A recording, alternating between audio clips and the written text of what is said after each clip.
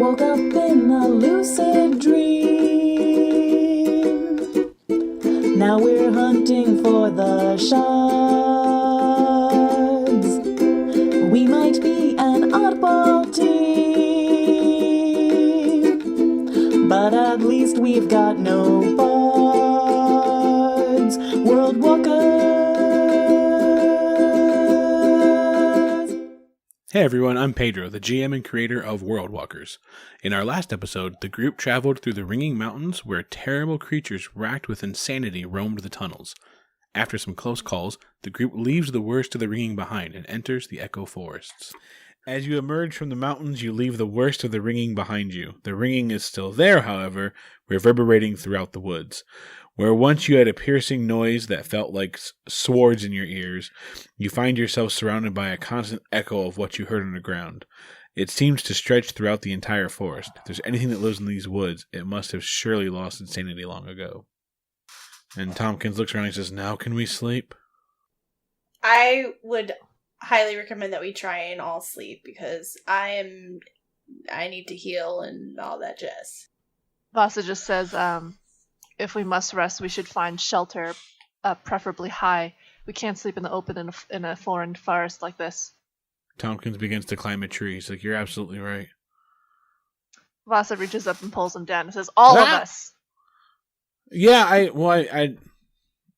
can have my tree if you want. Is it a big sturdy tree with like big heavy branches that you could potentially... Okay. Are there any trees like that in the area? Yeah, like those great redwoods? Absolutely, yep. You'd have to spread yourselves apart a little more than you might want to, because they're not all in one spot. So you might be... Not if I'm a cat. That's true. You might be about 50 to 60 feet away from each other at times. Well, Brimstone is a dwarf who could fit on a branch with Tin, and Ertleby is a cat, and then we have a halfling, which could be on the branch with Vasa, and then Roberto has a branch.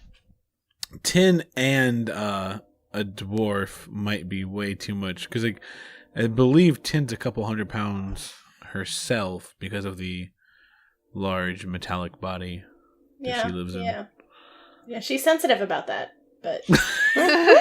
Brimstone doesn't talk about his weight, but it's definitely...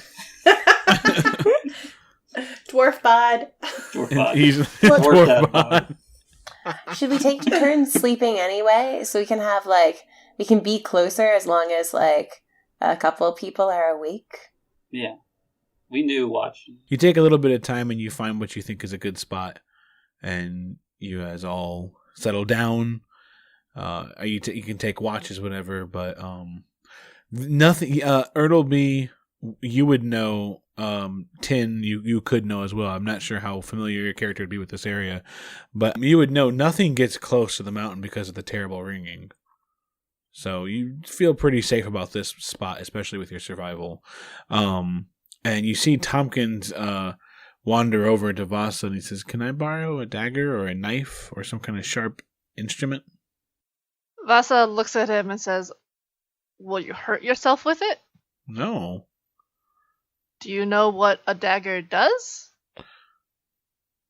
He walks over to Brummelstone. He's like, "Do you have a dagger or a knife or some kind of small cutting instrument that I could borrow?" Probably, yeah. I don't think I have one written down, but if I... Vasa, as she drops down to the ground, sarcastically says, "The ankles of our enemies tremble in fear." Burn. In which Brummelstone would say, "An ankle is a very good point to slash. Limits movement." So, because you said that, he whispers something to you. Meanwhile, Vasa looks at Tin and herself, and I'm assuming Tin has some pretty good gouges in her armor, and Vasa also has pretty blood-soaked clothing. And then Vasa suggests perhaps you and I should take the first rest. I would agree with that. Normally, I'd like to be a gentle forged and let others go before me, but I am not in good shape right now. So Vasa looks at the rest of the group and says, "Is it all right?" Oh, of course, dearie. Plus, I need to make sure Tompkins isn't under the spell of that spider monkey. So He turns around. What? Tompkins, I need to look deep into your eyes. Did the spider monkey mind control you? Is that why you want a weapon? To kill us all in our sleep? I don't think so.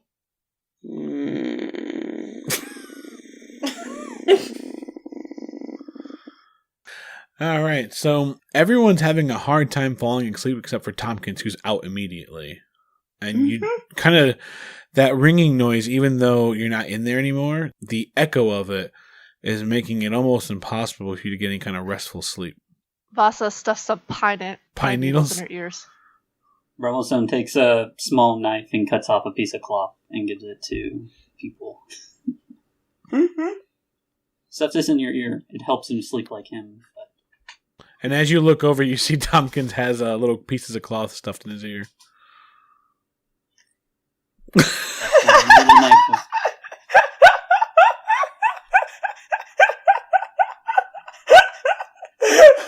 Vasa thanks Brimstone, and as she walks back to her sleeping place, she purposely steps on Tompkins a little bit before going back to lie down in her area.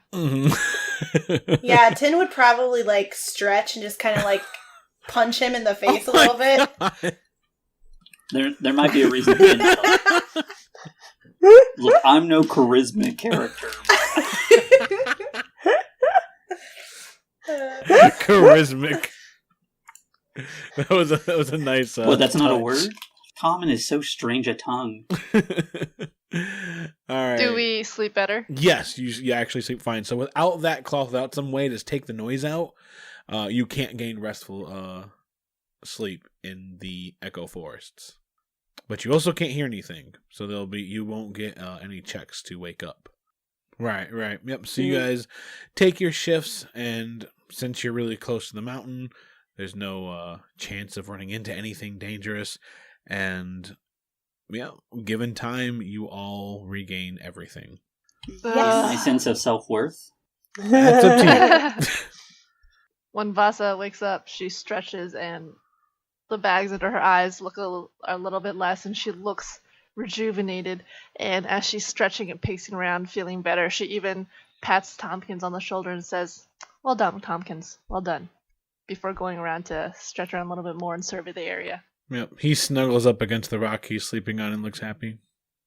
Vasa looks around, and then she goes back to the adorably snuggled Tompkins and shakes him awake and says, "Tompkins, we need to start moving." And he kind of rolls over. And he grabs a blanket that doesn't exist and pulls it over his face. Classic Tompkins. Vasa just reaches down and pinches closed his nose. He opens his mouth. Vasa covers the mouth. She's like very indulgently doing this. Like she's not in a rush to wake him up. She's just like curious to see how long she can mess with him before she wakes up. He wakes up. Eventually, it kind of stirs and he slaps your he's so groggy and out of it that he just kind of goes, "No," and pushes your hand away, and then he wakes up as the air suddenly rushes back into him, and he looks around and he's like, "Is it time to go?" "Yes, Tompkins." What? And then Vasa tweaks his ears hard, pulls out the cloth. Picks him up, sets him on his feet, and says, "Tompkins, let's go." Oh, wow. Yeah. What about breakfast? He ducks. I have to agree. Breakfast is very important. An I'm excellent kind of idea, sick of grandmother. berries. Thank you, nice lady. Do we have any food? Tin has rations, so she'll just pass it out to her not human, but like her non-foraged people that need to eat, and kind of is like, so. Wait, so you carry food you don't eat? Yeah, I mean, it came with like this pack that I bought, so I was just like, oh, okay. I like to imagine it's like really old. And Look at moldy. it, it's like Best Buy date is like expired years ago. Maybe I'll eat my own rations. You never know when you have to feed squishies. It's true. All right, so you guys get a quick breakfast.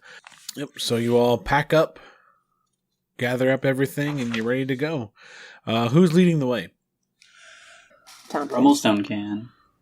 Or, I don't know, the land of Cog. You're just leading us into, like, it's like, let's go this way. This looks good. If this is Ertleby's land, Ertleby should be taking near point, if not, like, sharing it. Ertleby and Tin can roll survival as per normal. Anyone else, until they get a little more familiar with the land, would be rolling at disadvantage. Okay. But I will not.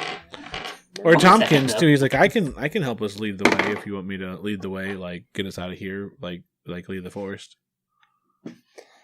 I think Ertleby and Tompkins should lead the way, but anytime Tompkins suggests something or says they're heading towards something, Ertleby will be like kind of a backseat driver, and be like, "Yes, I know.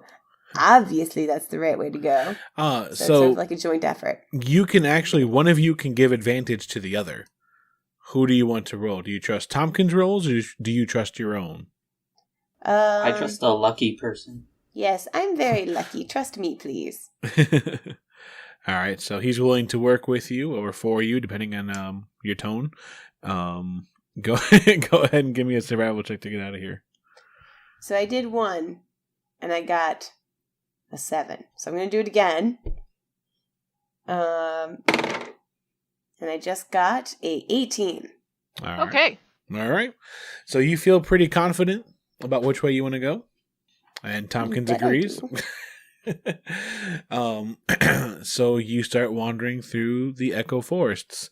Now this would come as no surprise to Ertleby, but the rest of you might start to find it odd that you don't really see a lot of wildlife out here. There's no birds chirping, there's no squirrels running around. It's except for that crazy echoing ringing noise that races through the entire area.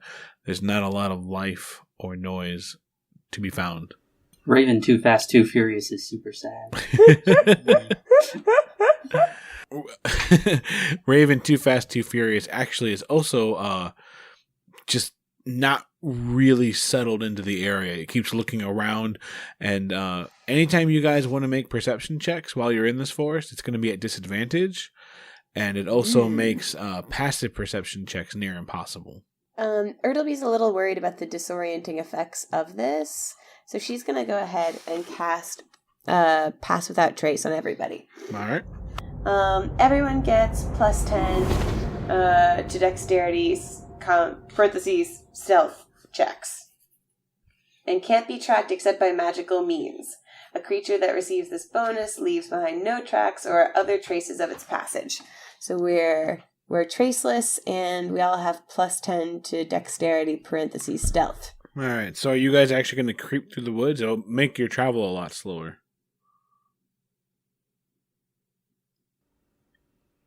Let's just get out of here. It sounds like it's pretty dead. Yeah, you would know that you're about, from the entrance of that cave, you could guess that you're about 5 days away. Or it'll be. From Follis. Follis. We gotta, yes, let's not creep the whole time. So you travel 3 days without any kind of complication. And you're still casting Pass Without Trace each day? Yes. Okay, how long does it last again, you said? Only an hour. Okay. So it's that first hour. An hour a day. Time for a sneaky invisible. Hour, everybody. Hold on one second. Okay, now the rest of the hours.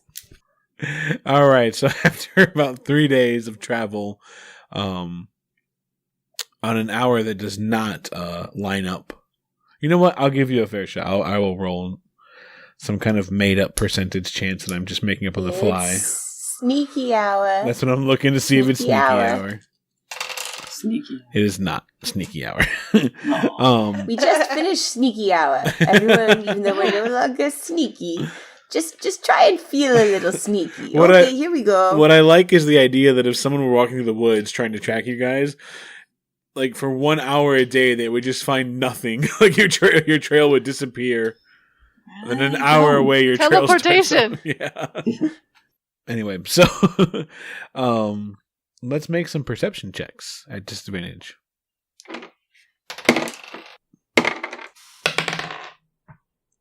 So you're all wandering through when all of a sudden Tompkins is like, "Wait, guys, hold on." He rolled tremendous. What is it, Tompkins? A train? And he kind of takes off over to a tree and hides behind it, peers around, realizes it's a bad spot, takes off towards another tree, peers around, and he's like, "Okay, this one, come on." And he waves at you guys. He's behind a really big tree. I like the way he thinks. Vasa scoots on over quickly. Mm-hmm. But we're all incredulous, right? Like, we're all, like, a little confused. Maybe. We listen, of course, but this is weird, right? Given that Tompkins has led us through monkey bears, Vasa is pretty quick to respond to his sense of danger. Yeah. So, yeah, he's kind of growing on me. You know? Up ahead, Tompkins. you see a pack of goblins being led by a large creature. Most of its face has no fur, but the rest of it has kind of a thick brown fur, almost like a bear's fur, and it's wearing thick, like maybe half plate or just like breastplate armor. And they are dragging dead bodies. The bodies, once you get a closer look, it's not hard to identify what they are. They are adventurers. And they're very clearly dead. The goblins and the thing that's leading them seem very healthy. Would you like? So Ertleby and Tin, you could make checks to know more about these if you wanted to. You know I'm going to. Yeah, sure, I'll try. Vasa, meanwhile, silently lays an approving hand on Tompkins' shoulder while they're looking around the tree. He kind of shivers a little in excitement. I would do maybe a history check for this. Yeah, it could work. I mean, there's a couple different skills. Like, the way that I run skills, at least, is that, like, what you use will give you different types of answers. Gotcha. Yeah. Maybe I got a 16 investigation tech. Investigation? Okay. Tin, what did you do? I got a 15 history or investigation. Either one's the same for me. Oh, just pick one. History. Okay. So, Ertleby, with your inspection, you can see that clearly this large creature is the leader. It looks like they had savagely destroyed these people. And what's most disturbing is that, the small goblins, they're green. They have kind of a reddish tint to their eyes. They look a little unhinged, and they have large mouths that stretch almost to the ends of their face. What disturbs you is the fact that these bodies are riddled with bite marks, even though the goblins are carrying weapons. That's a sucky way to die. And it's not like they bit them and brought them down. They look like they've been chewed upon, eaten. Since when did Phallus become such a hellhole? Ertleby wonders. Now, angrily. Tin, since always. Tin, you've actually heard about this. There are stories that you picked up a while ago that told you. In fact, it's probably Nina that told you that the Echo Forest have been known as a pretty dangerous area.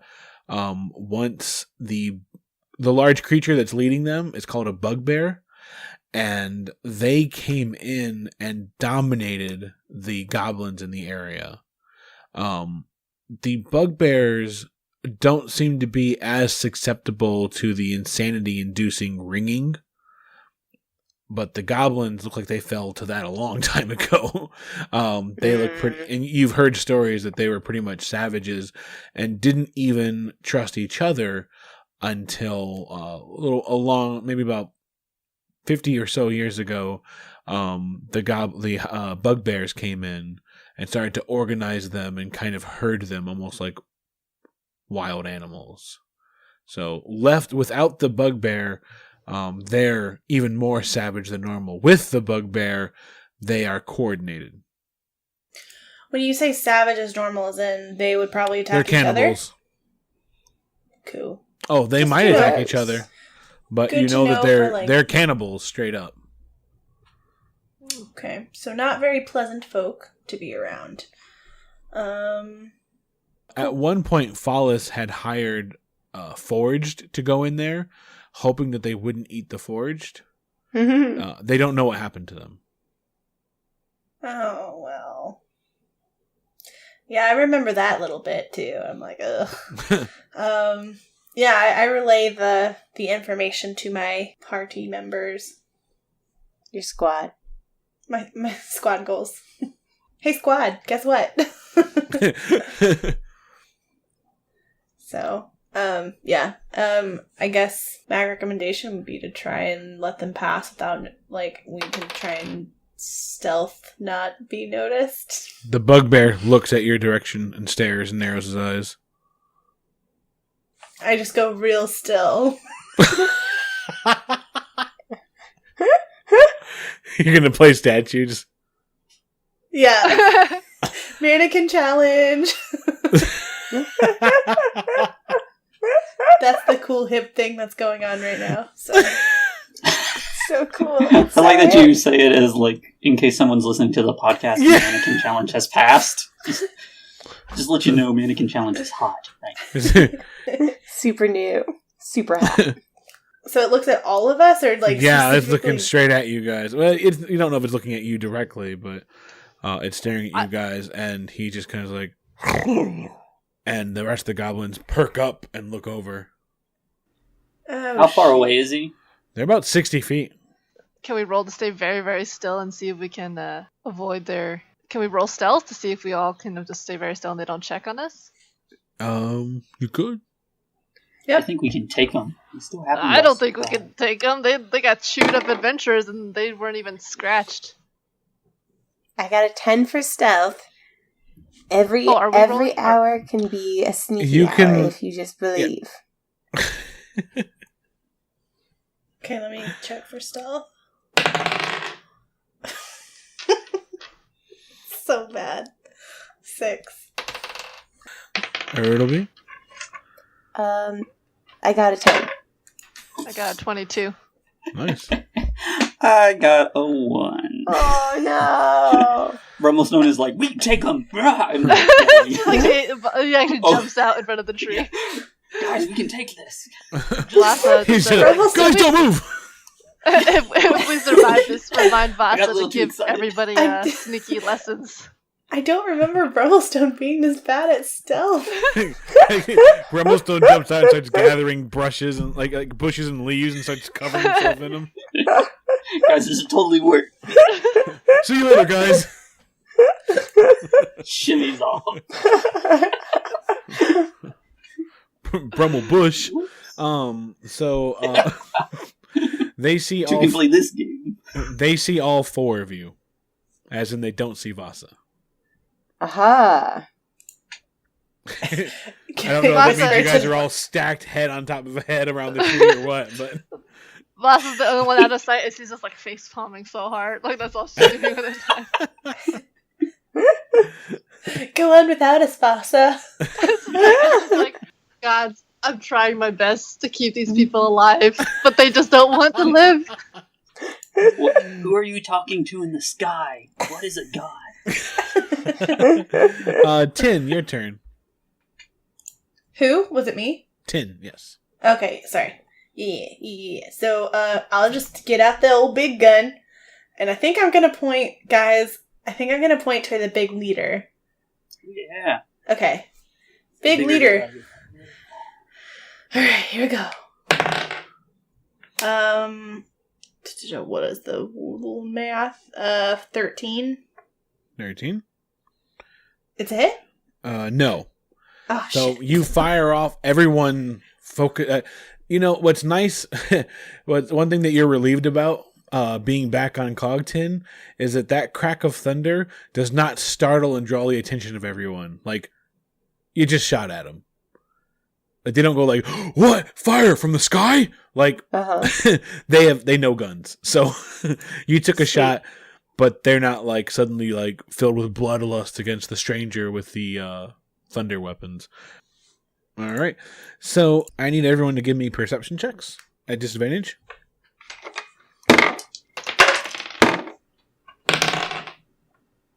9. 6. 2. Hey, I got a 15. I'm paying attention. Must be easy when you're standing out in the open like that. Yeah. I have my back turned with a bush, like a tree branch held up really high, like I'm doing really great. It's me. What's your AC? Mine? Yeah. 11. So, Brummelstone, you turn around 1 second too late as another bugbear comes from behind, someone who was scouting ahead for the group, and brings its Morning Star and slams it into the back of your head for 14 damage.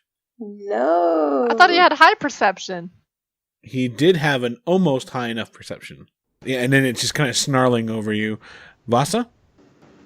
Vasa just like, she's like fudge it. So she, since the bugbear is near the group and is already on top of Brummelstone, she goes in with her rapier scimitar, her dual wield scimitar short sword thing. All right. Well, anyway, let's see if we hit. That is a 19. That is a hit. With the scimitar and a 25 for the short sword. Nice. So it's kind of like because she got the jump on him. All right. Scimitar is 9 damage. Short sword is 5 damage. Extra sneak attack 1 plus 2, so that's 3, 5, 9. Yep, I got it. So, it pops up.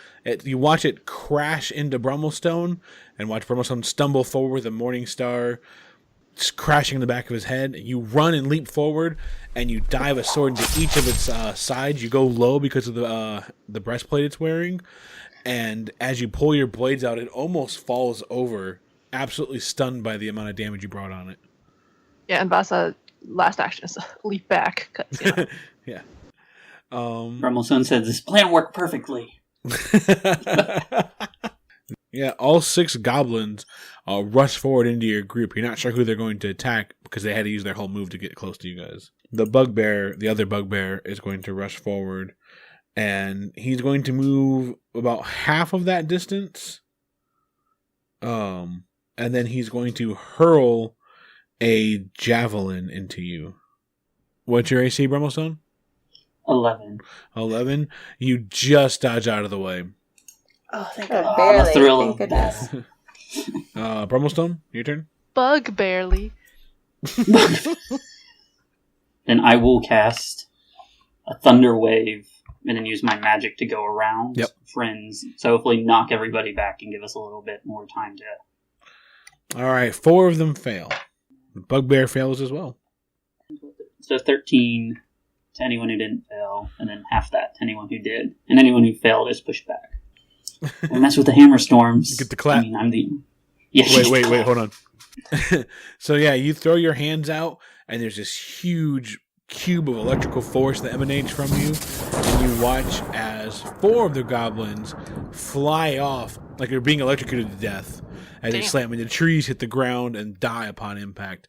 The bugbear that was behind you also flies back, crashes into a tree, and slumps over dead. 2 of them fight through the electricity, but by the time that they have survived this onslaught, they are barely breathing, and so they're not even sure if it was worth it. I'm gonna take a bonus action to do the healing surge. Yep. They survive just to endure more pain. Ertleby. He's so impressed with Brummelstone. Oh my god. That was amazing. Is there any hope we can interrogate the 2 that are semi-conscious? Kill them! Kill them! You can decide that your attack is a non-lethal attack, and there's no minuses. You don't suffer any penalties for that. The goblins are just mindless, insane little underlings. They're not worth keeping alive. Are they, though?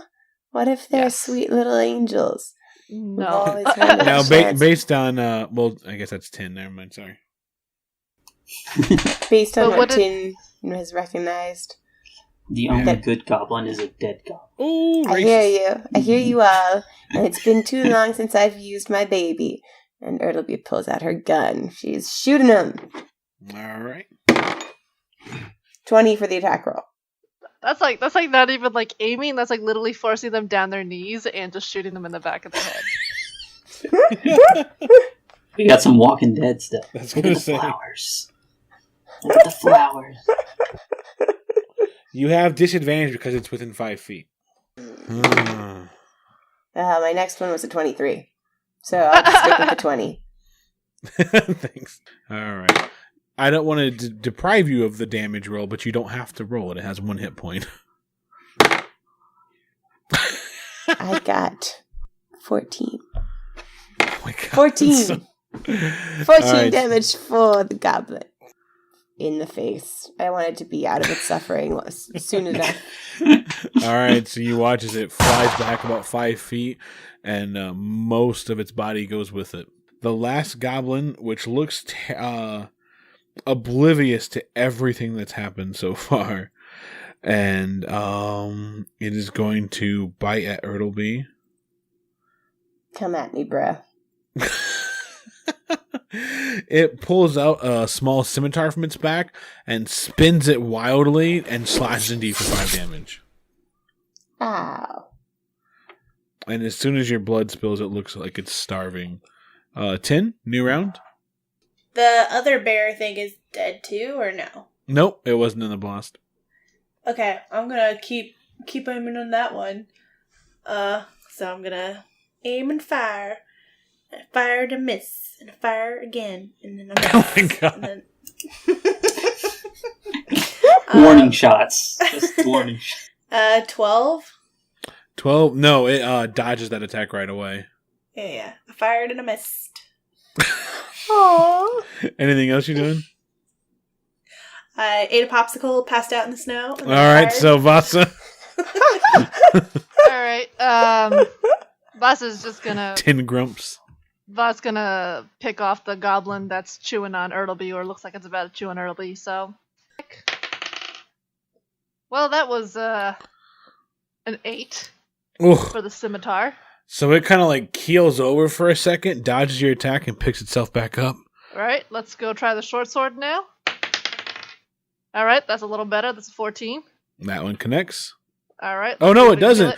It throws its sword with the last second and deflects it. Like the deadest, Rowdy too. dodgiest This goblin time it's ever. a goblin. Oh, the spirit of Sprouty lives on. She's gonna, in the last action, plant herself between Ertleby and the goblin. All right. As her cunning action.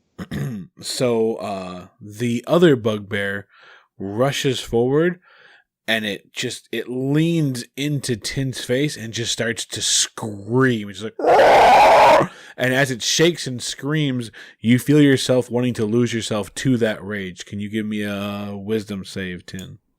Oh no, not a wisdom save. Oh god.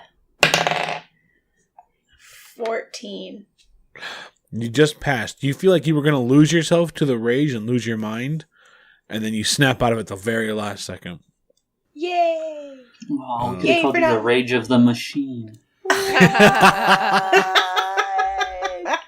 Good job, Wes. Keeping that Olivia awake. That's what I'm here for.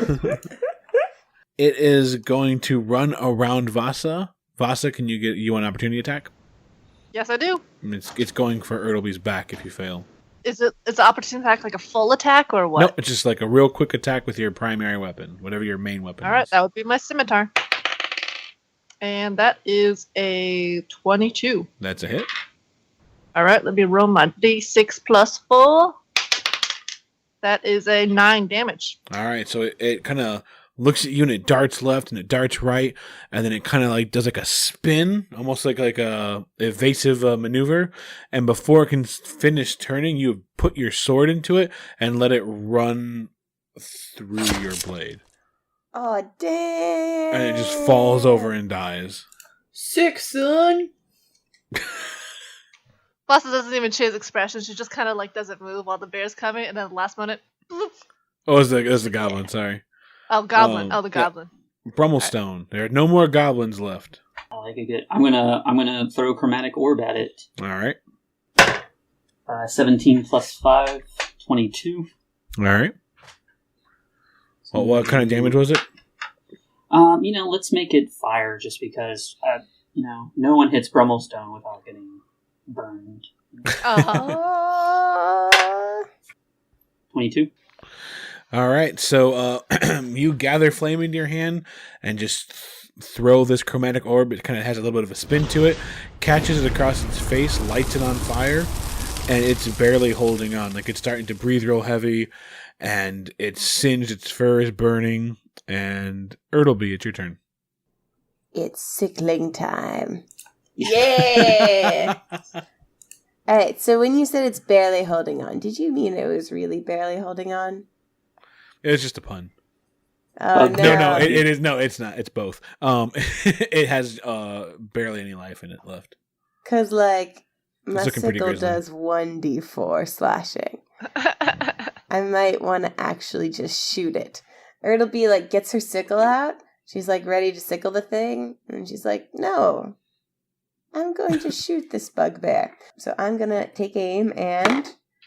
Oh, nat 1 on the attack. Should have stuck with sickling. Oh, no. So, yeah, you switched weapons too many times and you fire off a wild shot that doesn't even connect with the tree. No, picks up the gun. No, sickle. Tin, it's directly in your face. Can I, like, try and pull a cool move where I try and, like, put the barrel of the gun up against its face? Yep. I mean, it's a rifle. A what? It's a rifle, right? So you're going to, like, drop down to one knee and point up? Yeah. Alright, you still roll with a disadvantage, but you can take it if you want. Oh, no. Okay, fine. I'll take out my glaive. I'll take out my glaive and try and slash it. Alright. Okay, 22. That's a hit. Good old glaive. Never lets me down. You hear that, rifle? Never lets me down. Rifle sheds a single tear. Yeah. Oh, good. A mighty 2. Damn it. So you kind of do like a glancing blow to him, and as you start to pierce his side, he rips the glaive out of it and just keeps growling in your face.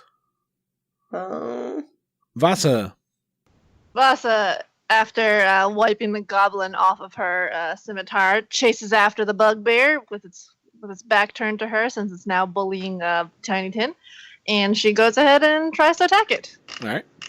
All right, let's do a roll for the scimitar. That is a 7 plus 6. That's a 13. Miss. That doesn't get past his armor. Yep, short sword is... That is a 12. So that's a miss too. Yeah. So you just meet his armor and you can't get through it. And cunning action, disengage, dart back. Yep. All right, its turn. Give me another wisdom save. 10. 13. So you can feel this rage overcome you, and suddenly you find yourself surrounded by a field of enemies. Oh no! Rage. Honestly, I came here to have a good time, and I'm feeling so attacked right now. So, did you or did you not come for Tin? I will. Yeah. I'm gonna do a chill touch on it. All right. So I'll take my orb. I'll reach out, and dark purpley magic reaches out, and underneath it comes a giant ghastly hand that grabs the bugbear and hopefully kills it. 16 plus 5 to hit, 21. That's a hit. Yeah, the hand wraps around him. It takes 3 points necrotic damage. Oh, damn. And it can't regain hit points until the start of my next turn. Yeah, so the hand wraps around its throat, and when the hand pulls away, there's just like aged and decayed skin as it chokes out and falls to the ground dead. Gross. Boom. Ertleby? It's dead. It is dead. Everything's dead? No, Tin's not dead. What? I'm going to grapple Tin. You must kill in order to save her, you must kill her. You see Tin breathing heavily, even though you're convinced she doesn't need to. She's like, like. Oh, dearie, Erdle Bear. Yeah, there's. She's emitting steam through all her pipes. All these like cogs spinning and like a little steam flap that's going. You can see metal heating up. Oh, speaking of which, I have the heat metal spell. But that probably finish the job. That wouldn't help. Yeah, no, it's please like don't. let's burn her down. No, I have the burn flesh spell. With that, here it comes. Gonna calm burn your flesh. senses. Gonna grapple this sweet darling with my bear hug. Erdle Bear goes up and just gives her the biggest bear hug. All right. And says in her sweet dulcet tones. That's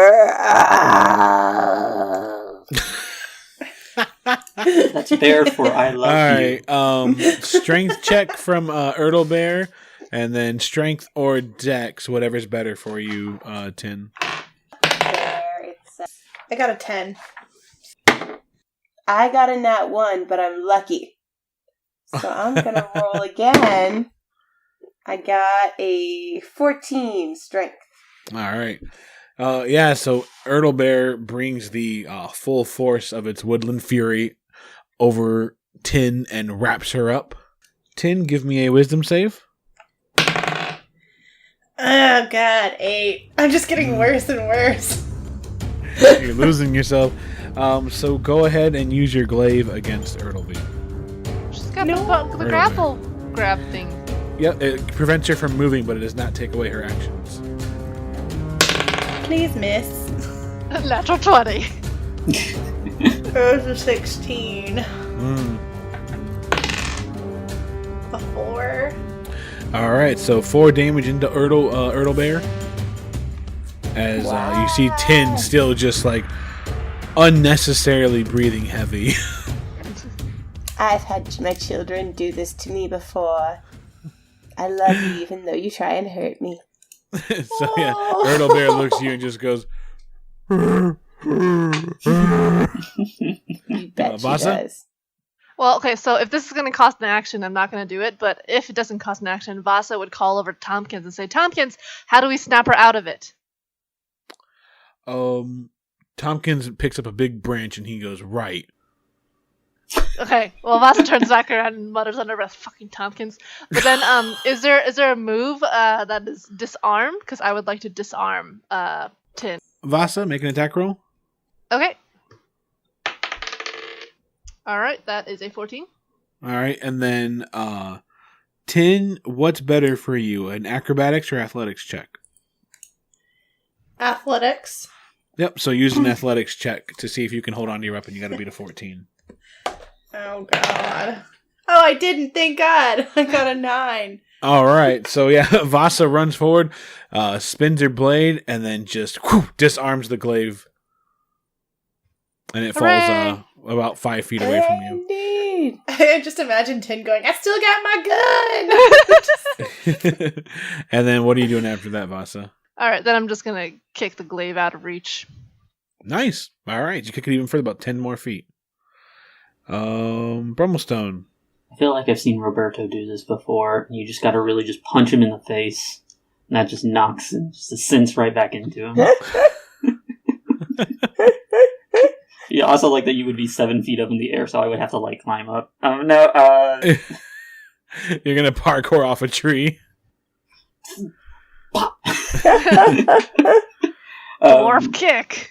Dwarf kick. Is there a way to assist in the wisdom roll? Like giving her calming words that I would know of? What do you say? Depending on what you say, I might throw it at you. Like, Tin, this is just a trick caused by the rage within the bugbear. Calm yourself, find your innards, we are friends. Do you not remember all we've gone through? Oh. And then I might list some events. Give me an event. Starts Give me an reading event. off a scroll, starts reading a book. Remember when I taught you how to thunder wave? Remember Sprouty? Sprouty. Remember our games of checkers? Just only Sprouty. Talk only about Sprouty. It's the opposite of what you want a reminder of. Yeah, unfortunately. As soon as she remembers Sprouty, she's just like, and she just starts to pretend foam more. Channel your rage towards that thing, not us. Ertleby? I'm still a bear, and I'm still grappling her. All right. Tin, give me another wisdom check. Okay, guys, here I go. Oh, shit, son! The love! I got a nat 20! Yeah! The love of the Ertle Bear and the wisdom of Brummelstone. So as you hear and are able to redirect your rage towards the distant memory of Sprouty, you start to come through, and that's enough just to reach and find comfort and nuzzlement in the soft, furry underbelly of Ertleby, and you kind of let yourself fall into her arms. Yeah, I would turn around and return the hug and be like, I'm sorry, old friend. I'm picturing it like the cover of a romance novel where, like, I am Fabio and you are Lady in Fabio's arms. Yeah, I think Tin looks around after gaining her composure and she's like, I'm so sorry. I don't know what came over me. Thank you all for being there to help me out of that, whatever that was. So, you are surrounded by the dead bodies of goblins and bugbear alike, but not too far from you are the dead bodies of the victims of these creatures as well. Vasa goes over to the victims' bodies, and first she would visually inspect them. Is there anything worth noting? They do have gear on them. Yes. But all right. Looting time. As you rummage through, you're able to identify, at one point you pick up a stick, and sorry, you're from Rollum. I forgot your character would know this. You pick up what you clearly identify right away as a wand. After that, one of the adventurers, the beefiest of the group, is wearing some kind of like heavy spiked gauntlets. I want those. Vasa stacks those aside and sort of calls to the crew, being like, anybody who can wear those, go ahead. Once you take those gauntlets off of the person, he quickly loses his sizable mass. And he looks kind of frail now. Vasa whistles. Beefy grandma. This has to happen. Yes. Her little it does, though. walk is going to be all like... She's going to walk on her muscular arms. Yes! Yes! Vasa's, automatically learn ape form. Yep, a couple more things, actually. Okay. You find one of them was carrying a battle axe, but it looks kind of jagged and rough, and it certainly has the suggestions of demonic handiwork in its craft. Mm-hmm. Besides that, there is a shield somebody was carrying. It looks like it's decorated with black iron and has the subtle paintings of flames all about it. Mm-hmm. And then there is a javelin, but it looks to be of much higher quality than a regular weapon. Tim is pretty interested in that javelin. They're all laid out on the ground. Yeah, so she kind of like looks over and like points at it to everyone's like, nobody did call him dibs? Because this is pretty cool, I'll take it. But Brummelstone's too busy looking at the axe to actually kick. Vasa would actually interrupt Brummelstone a bit and sort of point at the wand and say, can you decipher any magic in this? Okay, so you would know this at least, Brummelstone. You know that anyone can do this if you take a short rest while being in physical contact with the item, you can identify its properties. Vasa would say, perhaps another time then. Yeah. And then she would immediately, pass the gauntlets to Ertleby to see if she wants to play around with those. But in the meantime, she would actually go try to loot the two bugbears to see if they have anything on them, especially gold in their purses. They do. They have all the gold. They have about, between the two of them, 250 gold in large side That's pouches. An elephant.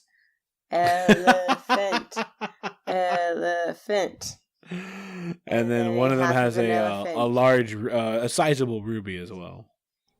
Since Vasa seems to be doing most of the looting, she palms the ruby, and then she turns around and, hefting the jangling purse of coins, she distributes it among the people, giving. You said there were like 250? Yep.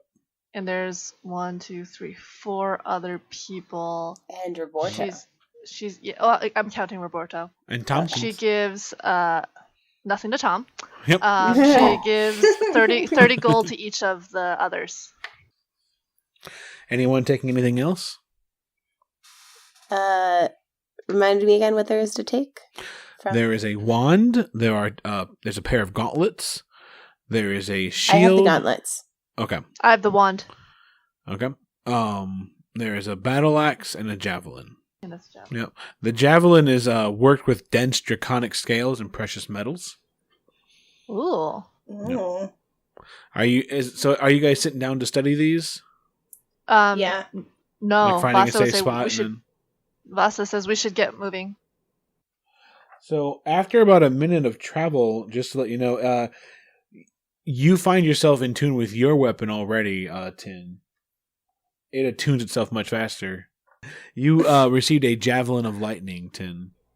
Ooh. When you hurl it and speak its command word, which now that you're in tune with it, you can make up that command word. It transforms into a bolt of lightning, and it forms a line 5 feet wide and extends out from you to a target within 120 feet. Every creature in the line has to make a saving throw or take 4d6 damage. Once it reaches the target, it returns back into a javelin. You can make an attack, and on a hit, it deals damage. You can only do that once a day, essentially. There must have been a sucky pair of adventurers if they died with that kind of weapon in their, Yeah, in their right? arsenal. They probably just got beat up by the Umber Hulks.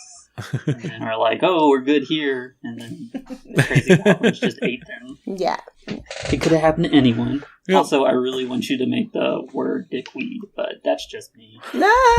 I'll have to think about like an appropriate word, like a suitable word for such a majestic weapon. You know, I have to do it justice. Dickweed. It's true, you've got... Dickweed. Dickweed. Oh my god. No. Alright. Yes. So as you gather up do the you. equipment and you get ready to move forward, you look off into the distance. Even though you can't see Follows from here, you are able to see a huge burst of inspirational light suddenly sweep the landscape.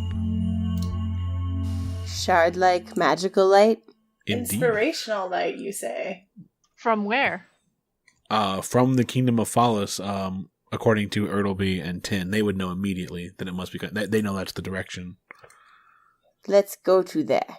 Yep. And we will have to stop there.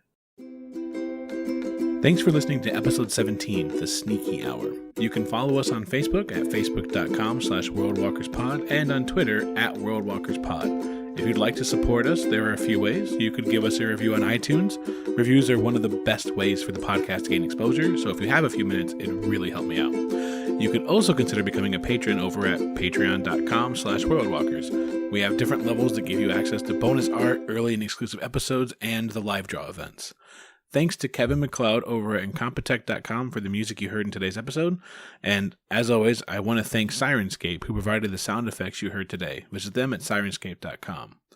This is usually the part where I leave a little bit of space and pretend like there aren't going to be any like zingers at the end, and then there's totally always zingers. But we had a problem with the audio, and all of the zingers that were funny were based around Megan and Wesley, and their audio got deleted at the end from the zingers. So there's no point in putting what we had because the rest of us were not nearly as funny. And that really sucks because there was some goofy stuff there. And oh, my daughter's here. Hi, Willow. Do you want to say hi? No, today. You don't want to say hi? Are you shy? All right. Well, that's it for me. So sorry for the no zinger thing. Hopefully I'll be back next time we do an episode.